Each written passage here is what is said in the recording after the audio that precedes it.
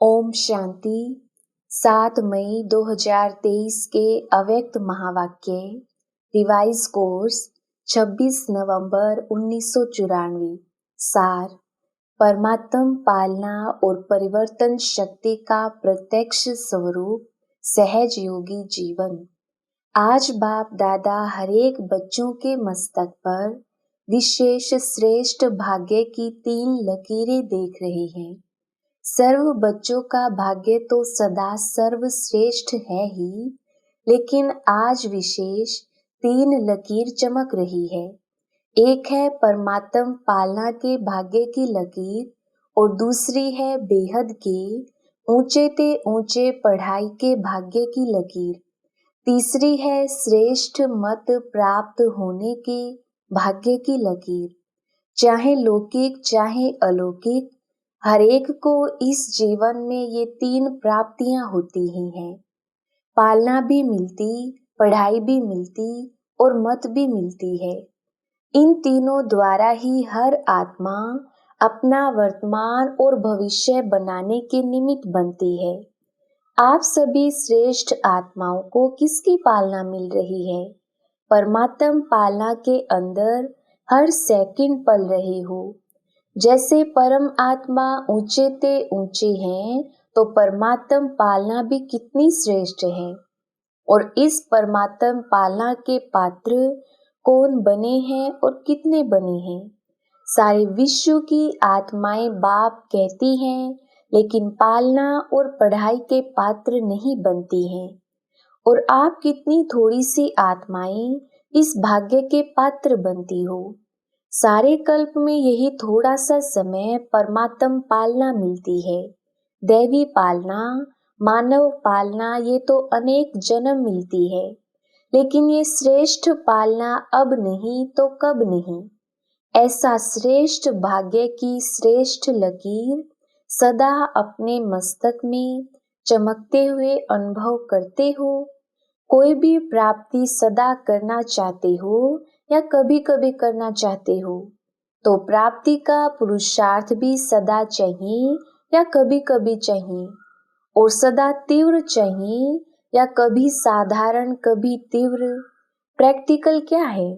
चाहना और प्रैक्टिकल में अंतर हो जाता है ना। सोचते तो बहुत हो, लेकिन स्मृति में कम रखते हो। सोचना स्वरूप बनना है या स्मृति स्वरूप बनना है? स्मृति स्वरूप बनने वाले हो ना, तो एक बात भी स्मृति में रखो कि अमृत वेले आपको उठाने वाला कौन? बाप का प्यार उठाता है। दिन का आरंभ कितना श्रेष्ठ है, और बाप स्वयं मिलन मनाने के लिए बुलाते हैं, रूह रिहान करते हैं, शक्तियां भरते हैं। तो हर दिन का आदि कितना श्रेष्ठ है। बाप की मोहब्बत से उठते हो कि कभी कभी मजबूरी से भी उठते हो? यथार्थ तो मोहब्बत के गीत आपको उठाते हैं। अमृत वेले से बाप कितना स्नेह से बुलाते हैं, उठाते हैं, मीठे बच्चे, प्यारे बच्चे आओ। तो जिसका आदि इतना श्रेष्ठ है, तो मध्य और अंत क्या होगा? श्रेष्ठ होगा ना। बाप दादा देख रहे थे कि कितना पालना का भाग्य वर्तमान समय बच्चों को प्राप्त है। जितना प्राप्त है उतना फायदा उठाते हो। स्वप्न में भी संकल्प मात्र नहीं था कि इतने भाग्य के पात्र बनेंगे। सोचने से बाहर था, लेकिन मिला कितना सहज। बाप के प्यार की पालना का प्रैक्टिकल स्वरूप ही है सहज योगी जीवन। जिससे प्यार होता है, उसके लिए मुश्किल परिस्थिति या मुश्किल कोई भी बात देखी सुनी नहीं जाती है। तो बाप ने भी मुश्किल को सहज बनाया है ना। सदा सहज है, तो सदा ही पुरुषार्थ की गति तीव्र हो। आज बहुत अच्छा पुरुषार्थ है और कल थोड़ी परसेंटेज कम हो गई, तो क्या सदा सहज कहेंगे? सदा मुश्किल कौन बनाते हैं? स्वयं ही बनाते हो ना। कारण क्या? सोचने की तो आदत है, लेकिन स्मृति स्वरूप के संस्कार कभी इमर्ज रखते हो, कभी मर्ज हो जाते हैं। क्योंकि स्मृति स्वरूप सो समर्थ स्वरूप। सोचना यह समर्थी स्वरूप नहीं है, स्मृति समर्थी है। विस्मृति में क्यों आ जाते हो? आदत से मजबूर हो जाते हो। अगर मजबूत नहीं तो मजबूर हो जाएंगे। जहां मजबूत है वहां मजबूरी नहीं है। जब ओरिजिनल आदत विस्मृति की नहीं है, आदि में स्मृति स्वरूप प्रारब्ध प्राप्त करने वाली देवात्माएं हो, योग लगाने का पुरुषार्थ नहीं करते, लेकिन स्मृति स्वरूप की प्रारब्ध प्राप्त करते हो, तो आदि में भी स्मृति स्वरूप का प्रत्यक्ष जीवन है। और अनादि आत्मा जब आप परमधाम से आई तो आप विशेष आत्माओं के संस्कार स्वतः ही स्मृति स्वरूप है। और अंत में संगम पर भी स्मृति स्वरूप बनते हो ना। तो अनादि, आदि और अंत तीनों ही काल स्मृति स्वरूप है। विस्मृति तो बीच में आई, तो आदि अनादि स्वरूप सहज होना चाहिए या मध्य का स्वरूप। सोचते हो कि हाँ मैं आत्मा हूँ, लेकिन स्मृति स्वरूप हो चलना, बोलना, देखना, उसमें अंतर पड़ जाता है। तो यह स्मृति में रखो कि हम परमात्म पालना की अधिकारी आत्माएं हैं। बाप दादा चार्ट चेक करते हैं तो लकीर कभी ऊंची कभी नीचे होती है, कभी कोई दाग होता है, कभी जीवन के कागज में कोई दाग नहीं भी होता है, और कोई समय दाग ही दाग, एक पीछे दूसरा, दूसरे के पीछे तीसरा दाग ही नजर आते हैं। क्यों? एक तो गलती हो जाती है, लेकिन गलती होने के बाद भी उसी गलती को सोचते रहते हो। क्यों, क्या, कैसे, ऐसे नहीं वैसे, कई रूप से बात को छोड़ते नहीं हो। बात आपको छोड़कर चली जाती है, लेकिन आप बात को नहीं छोड़ते हो। जितना समय सोचने स्वरूप बनते हो, यथार्थ स्मृति स्वरूप नहीं बनते हो, तो दाग के ऊपर दाग लगते जाते हैं। पेपर का टाइम कम होता है, लेकिन व्यर्थ सोचने का संस्कार होने के कारण पेपर का टाइम बढ़ा देते हो। सेकंड पूरा हुआ और निर्विकल्प स्थिति बन जाए, यह संस्कार इमर्ज करो। निर्विकल्प बनना आता है ना। अपने श्रेष्ठ भाग्य को स्मृति में लाकर सदा हर्षित रहो। अपने परमात्म पालना को सदा बार बार स्मृति में लाओ। सुनना भी आता है, सोचना भी आता है, लेकिन फर्क क्या पड़ जाता है? बाप दादा बच्चों का खेल देखते रहते हैं। सारे दिन में क्या क्या खेल करते हो, ये रात्रि को चेक करते हो ना। माया के खिलौने बड़े आकर्षण वाले हैं, तो उन खिलौनों से खेलने लग जाते हो। पहले तो बहुत प्यार से माया खेल कराती है, और खेल कराते कराते जब हार खिलाती है तब होश में आते हैं। मेजॉरिटी में एक विशेष शक्ति की कमी रह जाती है। कभी बहुत अच्छे चलते हो, कभी उड़ते हो, आगे बढ़ते हो, लेकिन फिर नीचे क्यों आ जाते हो? इसका विशेष कारण क्या? परिवर्तन शक्ति की कमजोरी है। समझते भी हो कि ये यथार्थ नहीं है, लेकिन परिवर्तित होने की कमी हो जाती है। ब्राह्मण जीवन में परिवर्तन में आ गए। अब कोई कहेंगे कि मैं ब्राह्मण नहीं हूँ। सभी अपने को बीके लिखते हो ना। हम ब्राह्मण हैं यह समझते हो ना। ब्राह्मण जीवन में जो परीक्षाएं आती हैं, उसमें परिवर्तन करने की शक्ति आवश्यक होती है। जब व्यर्थ संकल्प चलते हैं तो समझते भी हो कि ये व्यर्थ हैं, लेकिन व्यर्थ संकल्पों का बहाव इतना तेज होता है जो अपनी तरफ खींचता जाता है, जैसे नदी का व सागर का बहुत फोर्स होता है। तो कितना भी अपने को रोकने की कोशिश करते हैं, लेकिन फिर भी बहते जाते हैं। समझते भी हो, सोचते भी हो कि ये ठीक नहीं है, इससे नुकसान है, फिर भी बहाव में बह जाते हो। इसका कारण क्या? परिवर्तन शक्ति की कमी। पहला विशेष परिवर्तन है स्वरूप का परिवर्तन। मैं शरीर नहीं लेकिन आत्मा हूँ। यह स्वरूप का परिवर्तन है। यह आदि परिवर्तन है। इसमें भी चेक करो तो जब देह भान का फोर्स होता है तो आत्म अभिमानी के स्वरूप में टिक सकते हो या बह जाते हो। अगर सेकंड में परिवर्तन शक्ति काम में आ जाए तो समय संकल्प कितने बच जाते हैं, वेस्ट से बेस्ट में जमा हो जाते हैं। पहली परिवर्तन शक्ति है स्वरूप का परिवर्तन और स्वभाव का परिवर्तन। पुराना स्वभाव पुरुषार्थी जीवन में धोखा देता है। समझते भी हो कि यह मेरा स्वभाव यथार्थ नहीं है और यह स्वभाव समय प्रति समय धोखा भी देता है, यह भी समझते हो, लेकिन फिर भी स्वभाव के वश हो जाते हो। फिर अपने बचाव के लिए कहते हो कि मेरा भाव नहीं था, मेरा स्वभाव ऐसा है। मैं चाहता या चाहती नहीं हूँ, लेकिन मेरा स्वभाव है। ब्राह्मण बन गए तो जन्म बदल गया, संबंध बदल गया, माँ बाप बदल गए, परिवार बदल गया, लेकिन स्वभाव नहीं बदला। फिर रॉयल शब्द कहते कि मेरी नेचर है। तो पहली कमजोरी स्वरूप का परिवर्तन, दूसरा स्वभाव का परिवर्तन, तीसरा संकल्प का परिवर्तन। सेकंड में व्यर्थ को समर्थ में परिवर्तन करो।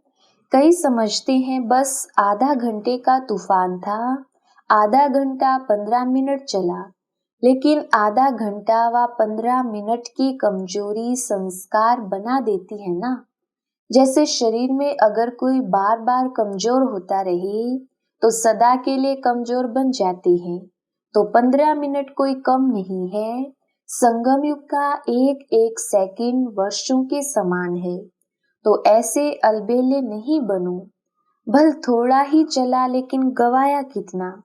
जब कदम में पदम कहते हो तो 15 मिनट में कितने कदम उठेंगे और कितने पदम गवाए। जमा में तो हिसाब अच्छा रखते हो कि कदम में पदम जमा हो गया, लेकिन गवाने का भी तो हिसाब रखो। तो ना चाहते हुए भी संस्कार खींचते हैं। जो भी बात बार बार होती वो संस्कार रूप में भर जाती है। तो संकल्प परिवर्तन करो। सिर्फ सोचते नहीं रहो, करना नहीं चाहिए, हो गया क्या करूं, नहीं, सोचो और करके दिखाओ। कहते हो बीती को बिंदी लगाओ, एक दो को ज्ञान देते हो ना। कोई आकर बात करेंगे तो कहेंगे ठीक है बिंदी लगा दो, लेकिन स्वयं बिंदी लगाते हो। बिंदी लगाने लिए कौन सी शक्ति चाहिए? परिवर्तन शक्ति। परिवर्तन शक्ति वाला सदा ही निर्मल और निर्माण रहता है। जैसे पहले भी बाप दादा ने सुनाया है कि मोल्ड होने वाला ही रियल गोल्ड है। रियल गोल्ड की निशानी है वो मोल्ड हो जाएगा। तो चेक करो कि परिवर्तन शक्ति समय पर काम आती है या समय बीत जाने के बाद सोचते ही रहते हैं। तो परिवर्तन शक्ति को बढ़ाना है। जिसमें परिवर्तन शक्ति है वो सबका प्यारा बनता है। विचारों में भी सहज रहेगा। आगे बढ़ते सेवा में रहते हो ना। सेवा में भी विघ्न रूप क्या होता है? मेरा विचार, मेरा प्लान, मेरी सेवा इतनी अच्छी होते हुए भी मेरा क्यों नहीं माना गया? तो उसको रियल गोल्ड कहेंगे। मेरापन आ गया। मेरापन आना अर्थात अलाई मिक्स होना। जब रियल गोल्ड में अलाई मिक्स हो जाता है तो वो रियल रहता है, उसका मूल्य रहता है। कितना फर्क पड़ जाता है।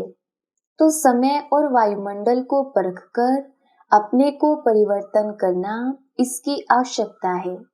मोटी मोटी बातों में परिवर्तन करना तो सहज है, लेकिन हर परिस्थिति में, हर संबंध संपर्क में समय और वायुमंडल को समझ स्वयं को परिवर्तन करना, यही नंबर 1 बनना है। ये नहीं सोचो कि फलाना भी समझे ना, ये भी तो परिवर्तन करे ना, सिर्फ मैं ही परिवर्तन करूं क्या?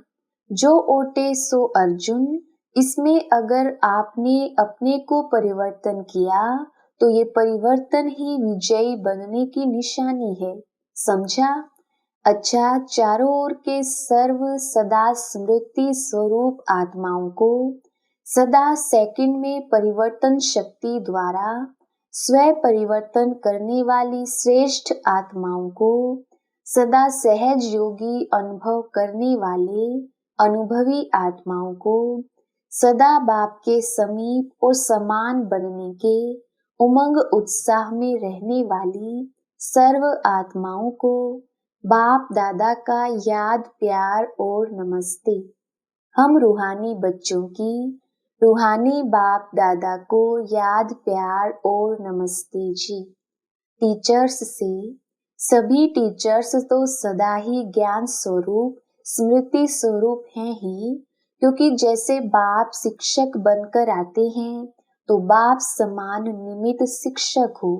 बाप जैसे नहीं हो लेकिन निमित्त शिक्षक हो, तो टीचर्स की विशेषता निमित्त भाव और निर्माण भाव। सफल टीचर वही बनता है जिसका निर्मल स्वभाव हो। अभी निर्मल स्वभाव के ऊपर विशेष अंडरलाइन करो। कुछ भी हो जाए लेकिन अपना स्वभाव सदा निर्मल रहे। यही निर्मल स्वभाव निर्माणता की निशानी है। तो अंडरलाइन करो निर्मल स्वभाव। बिल्कुल शीतल, शीतलता का गायन शीतला देवी है। तो निर्मल स्वभाव अर्थात शीतल स्वभाव। बात जोश दिलाने की हो लेकिन आप निर्मल हो तब कहेंगे सफल टीचर।